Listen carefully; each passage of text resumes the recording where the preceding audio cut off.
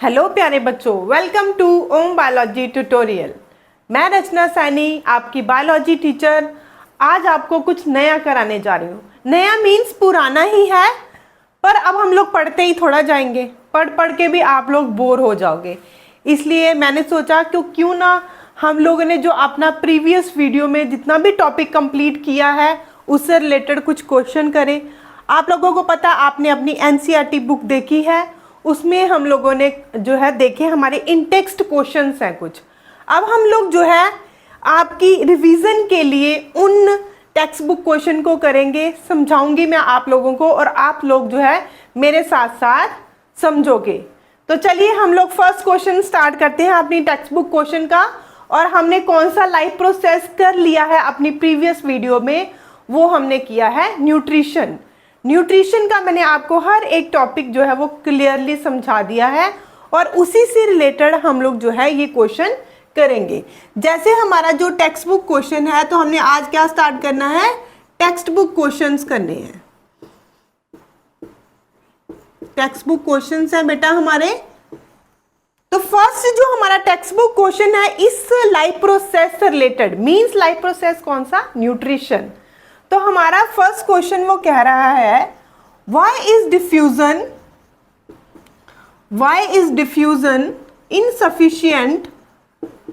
insufficient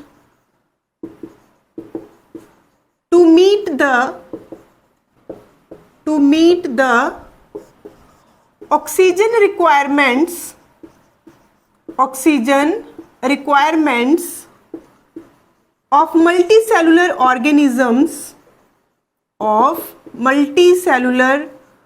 organisms like humans। तो आया question, समझ आया सभी को? क्वेश्चन समझ आए तो आंसर देने में कोई प्रॉब्लम नहीं है। आप लोगों ने प्रीवियस वीडियो में समझा हुआ है।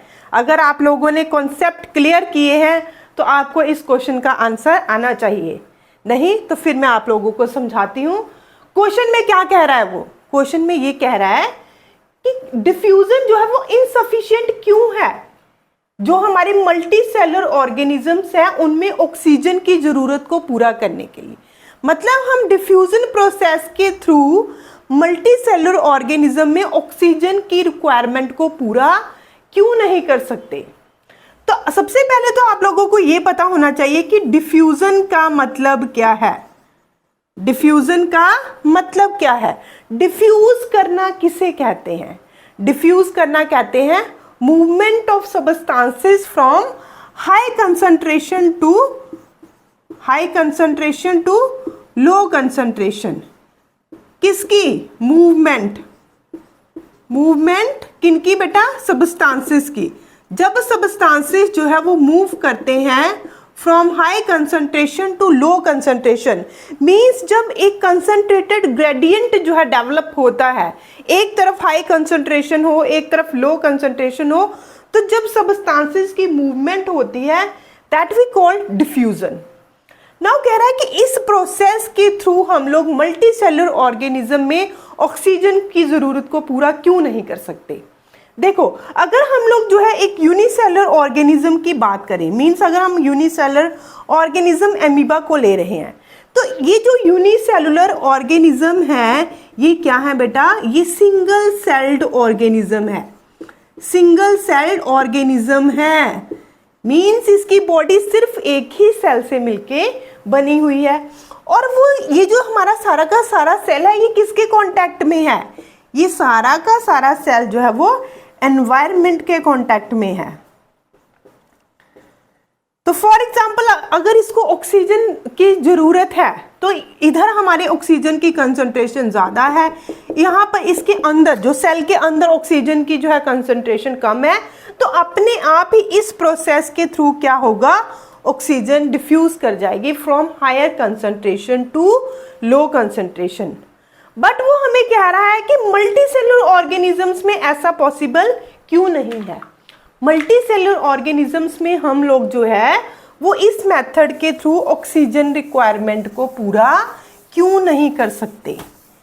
As all of you know that multicellular organisms are made up of many cells, multi cellular organism की जो बॉडी है बेटा, वो बहुत सारे सेल से मिलकर बनी होती है ना। अगर हम ह्यूमन का ही जो है एग्जाम्पल ले रहे हैं, तो हमारी बॉडी क्या है, हमारी बॉडी तो बहुत बिग है, बहुत बड़ी है, और बिग बॉडी है, और किससे मिलकर बनी हुई है, मैनी सेल से मिलकर बनी है, बहुत सारे सेल से मिलकर बनी हुई है। तो क्या जो हमारे सारे के सारे सेल्स हैं, मीन्स हमारी बॉडी है बहुत सारे सेल से मिलकर बनी हुई है इस तरह से, तो हमारे जो सारे सेल्स हैं बेटा, वो डायरेक्ट कांटेक्ट में नहीं है एनवायरनमेंट।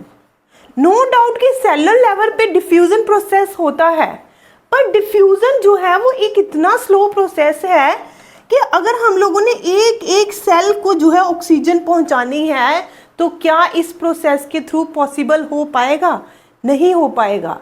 हमारी बॉडी के हर एक सेल को ऑक्सीजन की ज़रूरत है for the break downing of food को ब्रेक डाउनिंग करने के लिए। तो डिफ्यूजन प्रोसेस से ऑक्सीजन हम वहाँ तक नहीं पहुँचा सकते। ऑक्सीजन जो है वो पहले ब्लड स्ट्रीम के अंदर जो है डिसॉल्व होती है, और फिर ब्लड जो है it distribute to each and every cell of the body, वो हर एक सेल को डिफ्यूज करेगा।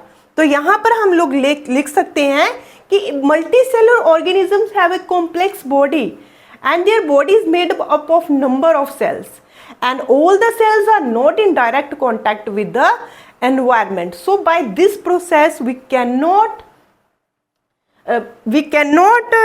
meet the oxygen requirement of multicellular organisms. तो ये था इसका आंसर। तो होप करती हूँ कि आप सभी को जो है ये क्वेश्चन समझ आया हुआ। बहुत ही इंपॉर्टेंट क्वेश्चन है भी बहुत आसान। यही है कि आप लोगों ने जो है इसको ध्यान से समझना है। तो ये हमारा फर्स्ट क्वेश्चन हुआ, why is diffusion insufficient to meet the oxygen requirement of multicellular organism like humans. Now हम नेक्स्ट क्वेश्चन की तरफ मूव करते हैं। सेकंड क्वेश्चन, हमारा सेकंड क्वेश्चन क्या है, हमारा सेकंड क्वेश्चन है व्हाट क्राइटेरिया, क्या है बेटा हमारा question second, what criteria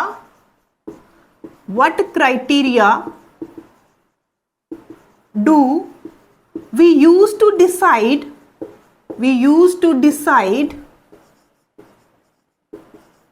whether something is alive. क्या कह रहा है क्वेश्चन में, वो कह रहा है कि हम किस बेस पे कह सकते हैं कि कोई ऑर्गेनिज्म जो है वो जिंदा है। आप कैसे जो है एक लिविंग जो थिंग है उसकी पहचान कर सकते हो, आप कैसे बता सकते हो कि ये एक लिविंग थिंग है और ये एक नॉन लिविंग थिंग है। तो अगर हम लिविंग थिंग्स के कुछ जो है पर्टिकुलर कैरेक्टरिस्टिक्स को देखेंगे, तो हम लोग जो है उनकी तरफ देख के कह सकते हैं कि दैट थिंग इज अलाइव। और वो हमारे कैरेक्टरिस्टिक्स कौन कौन से हैं, अगर लिविंग थिंग्स क्या करती हैं, कैन ग्रो, अगर वो क्या कर रही हैं, ग्रो कर रही हैं, अगर कोई चीज़ ग्रो कर रही है। क्या आपने देखा है नॉन लिविंग थिंग्स ग्रो करती हैं? नॉन लिविंग थिंग तो एज इट इज़ पड़ी रहती हैं। अगर चेयर है तो चेयर ऐसी की ऐसी पड़ी रहेगी, ये ब्लैक बोर्ड है तो ब्लैक बोर्ड ऐसा का ऐसा होगा, ये मार्कर है तो मार्कर का साइज इतना ही रहेगा, डस्टर है तो डस्टर का साइज इतना ही रहेगा, पर ह्यूमन बीइंग का साइज इतना नहीं रहेगा। जब मैं पैदा हुई थी तो मैं कितनी थी, मैं बहुत छोटी थी, और मेरी हाइट अगर इतनी बड़ी है, क्यों, क्योंकि मैं लिविंग थिंग हूँ, और लिविंग थिंग्स क्या करती हैं, ग्रो करती हैं। इसके अलावा दूसरा हम कौन सा कैरेक्टरिस्टिक लेंगे जो ये डिसाइड करेगा कि कोई चीज़ अलाइव है या नहीं, तो वो हमारी क्या है, मूवमेंट है। मूवमेंट है या लोकोमोशन आप कह सकते हो। अब ये मूवमेंट और लोकोमोशन क्या है, या living things can move on this characteristic, on the basis of this characteristic we can decide that thing is alive. और movement क्या है, for example living things can move from one place to another. मैं इधर से इधर जा रही हूँ, मैं इधर से इधर जा रही हूँ, इसका मतलब क्या है, मैं मूव कर रही हूँ। and all living things can move, सारे के सारे living things जो है मूव करते हैं, whether they are plants or they are animals. तो क्या ये मूव कर रहा है, ये ब्लैक बोर्ड मूव कर रहा है, नहीं कर रहा है। जब तक मैं इसे मूव नहीं कराऊंगी तब तक ये मूव नहीं करेगा। तो ये दो जो हमारे कैरेक्टरिस्टिक्स हैं, ग्रोथ और मूवमेंट होगा। इसके अलावा living things need food, air and water. क्या चाहिए लिविंग थिंग्स को? खाना खाने की भी ज़रूरत है उनको, एयर भी वो लेते हैं और उनको पानी की भी ज़रूरत है। जो भी ऑर्गेनिज्म इन सब्सटेंसेस को लेते हैं हम क्या कहेंगे कि वो क्या है, हमारे जिंदा चीज़ें हैं। इसके अलावा living thing respond to changes, living thing respond to changes. Response देते हैं किसका? चेंजेस का, एनवायरनमेंट में हो रहे बदलाव का वो क्या देते हैं? रिस्पॉन्स देते हैं। अभी हम लोगों ने देखा पिछले महीने जो है वो कितनी सर्दी थी, हम लोग क्या करते थे? हम लोग स्वेटर पहनते थे, सर्दियों वाले कपड़े पहनते थे, हम लोग जो है वो ठंड को फील करते थे।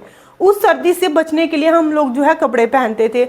अचानक जो है मौसम चेंज हो गया, कितनी गर्मी आ गई है, हम लोग जो है पतले पतले कपड़े पहनना हम लोगों ने स्टार्ट कर दिया है। क्यों? क्योंकि लिविंग थिंग्स ने क्या किया? मौसम में होने वाले बदलाव को फील किया। हम फील करते हैं, हम लोग उस चेंज को फील करके हम उसका रिस्पॉन्स देते हैं। तो living thing respond to changes. इसके अलावा very very important characteristic that living things respire. Living things क्या करती हैं? रेस्पायर करती हैं। रेस्पायर मीन्स ऑक्सीजन लेती हैं, कार्बन डाइऑक्साइड रिलीज करती हैं, ब्रीथ करती हैं, रेस्पायर करती है, फिर वो ऑक्सीजन जो है वो फूड के साथ जाकर ऑक्सीडाइज्ड होता है और हमें एनर्जी मिलती है। तो रेस्पायर करना। इसके अलावा जो है एक और बहुत important characteristic that living things reproduce. Living things क्या करती हैं? रिप्रोड्यूस करती हैं। अब रिप्रोडक्शन क्या है? The process by which living organisms produce new offsprings of their own kind. मतलब जब ये एक ऐसा प्रोसेस है जिसमें लिविंग ऑर्गेनिज्म अपने ही तरह के नए बच्चों को पैदा करते हैं। तो लिविंग थिंग्स जो है always shows this process that is the reproduction. इसके अलावा लिविंग थिंग्स क्या करते हैं? एक्सक्रीट भी करते हैं। Excrete means removal of waste product from the body. अगर वो जो है फूड, एयर और वाटर को ले रहे हैं तो कुछ ना कुछ तो वो बॉडी से बाहर एक्सक्रीट करते ही होंगे। तो लिविंग थिंग्स जो है वो एक्सक्रीट भी करते हैं। तो on the basis of this character we say that this thing is alive, कि ये चीज़ जो है अलाइव है। अगर कोई चीज़ जो है, ये कोई ऑर्गेनिज्म जो है ये कैरेक्टरिस्टिक जो है शो कर रहा है। तो इतना आसान देखो इसका आंसर है। Concept clear? आपको सारा पता? तो आप लोग आंसर जो है खुद बना सकते हो, इसमें कोई भी आपको जो है मुश्किल नहीं आएगी। बस आपको क्या करना है? क्वेश्चन को जो है प्रॉपर जो है अंडरस्टैंड करना है। इसके अलावा हम लोग जो है थर्ड क्वेश्चन की तरफ मूव करते हैं। और हमारा थर्ड क्वेश्चन क्या है? बड़ा इंटरेस्टिंग क्वेश्चन है ये भी। Third question, what are the outside raw material used by an organism? What are the outside raw material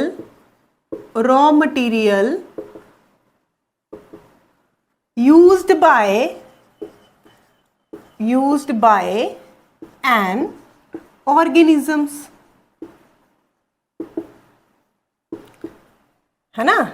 हम लोगों ने किया हुआ है, जो हम लोगों ने अपनी प्रीवियस वीडियो की उसमें हम लोगों ने किया हुआ है कि कौन कौन सा रॉ मटेरियल चाहिए होता है लिविंग ऑर्गेनिजम्स को। क्योंकि यहाँ पे ऑर्गेनिजम्स की बात हो रही है, मींस लिविंग ऑर्गेनिज्म की बात हो रही है। और एक लिविंग बॉडी को बाहर से कौन सी चीज़ें लेनी पड़ती हैं अपने अंदर जो है डिफरेंट एक्टिविटीज़ को परफॉर्म करने के लिए। अगर हम लोग जो है एक ऑटोट्रॉफिक ऑर्गेनिज्म को देखें, autotrophic organism means green plants that make their own food with the help of carbon dioxide, water and sunlight। तो हमारे ऑटोट्रॉफिक ऑर्गेनिज्म जो है उनको खाना बनाने के लिए कौन सा रॉ मटेरियल जो है वो बाहर से लेना पड़ता है। तो मैंने बताया था आप लोगों को, जो ग्रीन प्लांट्स होते हैं उनके अंदर क्या होता है? फोटोसिंथेसिस प्रोसेस होता है। और फोटोसिंथेसिस प्रोसेस जो है उसको ऑपरेट कराने के लिए जिन चीज़ों की ज़रूरत होती है that is the carbon dioxide, water, इसके अलावा सनलाइट। तो ये तीन चीज़ें जो है, और इसके अलावा क्लोरोफिल पिगमेंट का भी हम लोगों ने जिक्र किया था। पर जो आउटसाइड रॉ मटेरियल लेता है कोई भी प्लांट, वो क्या लेता है, कार्बन डाइऑक्साइड लेता है, वाटर लेता है और सनलाइट लेता है। सनलाइट की प्रेजेंस में ही तो ये सब्सटेंसेस जो है वो रिएक्ट करते हैं और फूड की फॉर्मेशन करते हैं। तो एक ऑटोट्रॉफिक ऑर्गेनिज्म को आउटसाइड रॉ मटेरियल क्या चाहिए अपना खाना बनाने के लिए, कार्बन डाइऑक्साइड, वाटर और सनलाइट। अब अगर हम लोग हीट्रोट्रॉफिक ऑर्गेनिजम्स की बात करते हैं तो हीट्रोट्रॉफिक ऑर्गेनिजम्स कौन से होते हैं, जल्दी से बताओ, सोचो सोचो दिमाग में। हीट्रोट्रॉफिक ऑर्गेनिजम्स क्या होते हैं? हीट्रोट्रॉफिक ऑर्गेनिजम्स होते हैं जो रेडीमेड फूड लेते हैं, जो रेडीमेड फूड लेते हैं, वो अपना खाना खुद नहीं बनाते। तो हीट्रोट्रॉफिक ऑर्गेनिज्म का जो है वो रॉ मटेरियल क्या होगा, उनका रॉ मटेरियल होगा readymade organic food, readymade food, है ना। अब ये रेडीमेड फूड क्या है, मतलब जो ग्रीन प्लांट्स ने बनाया, या जो हम लोगों ने दूसरे एनिमल्स जो उनके प्रोडक्ट्स को जो कंज्यूम किया, तो वो हीट्रोट्रॉफिक ऑर्गेनिजम्स का जो है वो रॉ मटेरियल हो गया। हम लोग खाना खा रहे हैं, हम लोग वो हमारा वो रॉ मटेरियल है, पर वो खाना हम क्यों खा रहे हैं, क्योंकि हमें उससे क्या मिलनी है, एनर्जी मिलनी है। पर एनर्जी कब मिलेगी, जब हम लोग जो है दूसरा रॉ मटेरियल जो है वो यूज़ करेंगे, दैट इज़ द ऑक्सीजन, क्योंकि फूड ने ऑक्सीजन के साथ रिएक्ट करके एनर्जी प्रोड्यूस करनी है। तो दो रॉ मटेरियल जो हीट्रोट्रॉफिक ऑर्गेनिज्म को चाहिए, जो वो बाहर से लेता है अपनी बॉडी को ग्रो अप करने के लिए, अपनी बॉडी को रिपेयर करने के लिए, अपनी बॉडी की मेंटेनेंस के लिए, अपनी बॉडी में एनर्जी प्रोवाइड करने के लिए, वेरियस मेटाबॉलिक एक्टिविटीज़ को परफॉर्म करने के लिए, वो सारी की सारी जो है वो उसको कहाँ से मिलेंगी, जो फूड और ऑक्सीजन की जो है रिएक्शन होगी और कार्बन डाइऑक्साइड, वाटर और large amount of energy release होगी। तो हीट्रोट्रॉफिक ऑर्गेनिज्म जो है वो लेंगे रेडीमेड फूड और ऑक्सीजन रॉ मटेरियल, वेयर जो हमारे ऑटोट्रॉफिक ऑर्गेनिज्म है उनका रॉ मटेरियल होगा कार्बन डाइऑक्साइड, वाटर और सनलाइट। देखा कितने आसान क्वेश्चन के आंसर्स हैं, आप लोगों को जल्दी जल्दी आ रहे हैं ना, क्योंकि आप लोगों ने सारा समझा है कि नहीं समझा, देखी वीडियो या नहीं देखी, देखी होंगी फिर तो बहुत आसानी से सारे आंसर दे पाओगे। बच्चों को जो है क्वेश्चन आंसर करने में बड़ा मजा आता है ना, डायरेक्ट जो है उनको अगर क्वेश्चन जो है करवा दिए जाए तो बड़े खुश होते हैं, पर नहीं बेटा, हम लोगों ने क्या करना है, हम लोगों ने सारा टॉपिक लेकर चलना है, क्योंकि हमारे जो है इंटरनल क्वेश्चंस भी आते हैं पेपर्स में और टेक्स्ट बुक क्वेश्चन भी आते हैं। तो हमें अपना अगर टॉपिक क्लियर होगा, हमें एक एक चीज़ क्लियर होगी, तो हम अपना आंसर खुद दे पाएंगे। अब हम जो है फोर्थ क्वेश्चन की तरफ मूव करते हैं, और फोर्थ क्वेश्चन हमारा है व्हाट प्रोसेसेस, बहुत ही आसान ये भी, what processes would you consider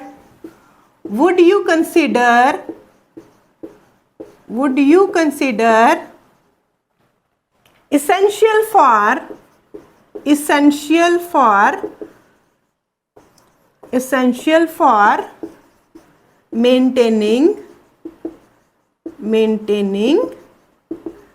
life, है ना। कितना आसान क्वेश्चन है। कौन से प्रोसेसेस जो है किसी भी लाइफ के लिए, किसी भी लिविंग ऑर्गेनिज्म के लिए बहुत इंपॉर्टेंट है ना, मतलब जो उसकी लाइफ के लिए बड़े ज़्यादा ज़रूरी प्रोसेसेस हैं, हमारे लाइफ प्रोसेसेस, उन्हीं को तो हम कंसीडर करेंगे कि वो बड़े इंपॉर्टेंट है एक लाइफ को मेंटेन करने के लिए। एक लिविंग ऑर्गेनिजम्स की बॉडी को जो है मतलब जिंदा रहने के लिए उसकी बॉडी में जो है इन फंक्शंस का होना बहुत ज़्यादा ज़रूरी है। जब तक ये फंक्शंस नहीं होंगे या ये फंक्शन अगर कोई लिविंग ऑर्गेनिज्म परफॉर्म नहीं करेगा तो वो जिंदा नहीं रह सकता। तो कौन से जो हमारे प्रोसेसेस हैं जो ये कंसीडर करते हैं जो हमारी लाइफ को मेंटेन करने के लिए बहुत इंपॉर्टेंट है, तो हम लोग करते हैं। सबसे पहला लाइफ प्रोसेस क्या हो गया बेटा? न्यूट्रिशन। इसके अलावा रेस्पिरेशन। क्या खाने के बगैर जिंदा रह सकते हैं? नहीं रह सकते। क्या ऑक्सीजन के बगैर जिंदा रह सकते हैं? नहीं रह सकते। क्या अगर हमारी बॉडी के अंदर इन सब्सटेंसेस की ट्रांसपोर्टेशन नहीं होगी तो क्या हम लोग जिंदा रह सकते हैं? नहीं रह सकते, क्योंकि फूड और ऑक्सीजन की ट्रांसपोर्टेशन होगी, वो हर एक सेल तक पहुंचेगा तो ही तो जाकर हम लोगों को एनर्जी मिलनी है। तो transportation is the one of the important life process. इसके अलावा एक्सक्रीशन का होना भी बहुत ज़्यादा ज़रूरी है। क्योंकि रिमूवल ही नहीं होगा वेस्ट प्रोडक्ट था, तो हमारी बॉडी में तो वेस्ट मटेरियल ही इकट्ठे होते जाएंगे। इसके अलावा बेटा ग्रोथ का होना भी बहुत ज़्यादा ज़रूरी है। ग्रोथ भी जो है एक one of the important life process है। इसके अलावा मूवमेंट भी जो है एक इम्पोर्टेंट लाइफ प्रोसेस है ना। कंट्रोल एंड कोऑर्डिनेशन भी इम्पोर्टेंट लाइफ प्रोसेस है। कंट्रोल एंड कोऑर्डिनेशन मीन्स जब तक बॉडी पे कंट्रोल ही नहीं होगा तो हम लोग दूसरों से कैसे अपनी बॉडी को कंट्रोल रखेंगे, कम्युनिकेट नहीं कर पाएंगे तो किस तरह से। तो कंट्रोल और कोऑर्डिनेशन जो है ये हमारा मेंटेन किया हुआ है हमारे नर्वस सिस्टम ने, और नर्वस सिस्टम ने पूरा बॉडी जो हमारा ब्रेन या स्पाइनल कॉर्ड जो है उसको इनसे मिलकर हमारा नर्वस सिस्टम बनता है। और नर्वस सिस्टम की तो हेल्प से ही हम लोगों ने अपनी बॉडी को कंट्रोल किया हुआ है। अगर मैं यहाँ पर खड़ी हूँ, मैं लिख रही हूँ, तो मेरी बॉडी पे मेरा कंट्रोल है। अगर मैं आपसे बात कर रही हूँ तो ये भी only due to the help of the nervous system. इसके अलावा रिप्रोडक्शन जो मैंने अभी आपको बताया कि बहुत ही इम्पॉर्टेंट लाइफ प्रोसेस है। तो ये हमारे जो है कुछ लाइफ प्रोसेसेस हैं जो ये कंसीडर करते हैं कि जो बहुत ही इम्पॉर्टेंट हैं हमारी लाइफ को मेंटेन करने के लिए। तो देखा कितने आसान क्वेश्चन थे चारों के चारों, बहुत ही आसान थे। क्यों आसान थे? क्योंकि आपने पढ़ा हुआ है। पढ़ा हुआ है ना, पढ़ा हुआ होगा तो बहुत ही आपको आसान लगेगा। तो ये आप लोग अपनी एनसीईआरटी की बुक खोलो, आप लाइफ प्रोसेसेस वाला चैप्टर निकालो। जब आप लोग फर्स्ट लाइफ प्रोसेस करोगे न्यूट्रिशन, तो आपको वहीं पर ये जो है इन टेक्स्ट क्वेश्चन मिलेंगे 4, जो कि बहुत बहुत इम्पोर्टेंट है और आपने पढ़ने भी हैं। तो इंटरनल तो करने ही करने हैं हम लोगों ने, टेक्स्ट बुक भी बीच बीच में करते रहना है, क्योंकि पेपर में तो क्वेश्चन ही आने हैं ना। तो आपका होमवर्क क्या है? इस वीडियो के बाद आपका होमवर्क क्या है कि अभी आप लोगों ने क्या करना है, कॉपी निकालनी है और फटाफट आपने ये 4 क्वेश्चंस के आंसर लिख देने हैं। आज ही आपको याद हो जाने चाहिए। जैसे ही मैंने ये वीडियो बंद की, आप क्या करो, आधे घंटे में इन क्वेश्चंस को लिखो और तैयार कर लो। तैयारी करोगे तो नंबर जो है आपके फुल आएंगे। तो होप करती हूँ कि आपको जो है ये चारों क्वेश्चन जो है वो अच्छी तरह से समझ आए होंगे नहीं, आने चाहिए। नहीं आए होंगे तो फिर भी आप लोग वीडियो को बार बार देखोगे और आप समझोगे तो ही इसके आंसर लिखोगे। तो ठीक है बेटा, अगर आपको जो है वीडियो पसंद आई है तो इसे लाइक करिए, शेयर करिए और सब्सक्राइब करिए।